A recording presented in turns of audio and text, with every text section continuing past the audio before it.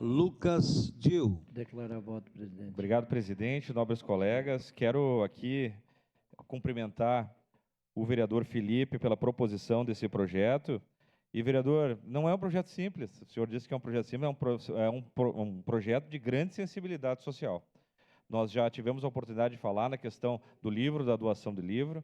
Inclusive, somos incentivadores da biblioteca de rua.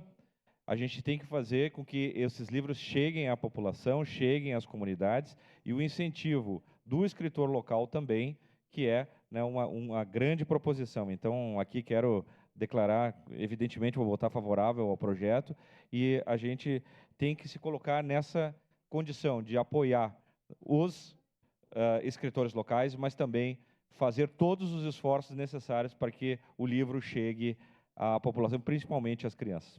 Muito obrigado, presidente. Voto favorável.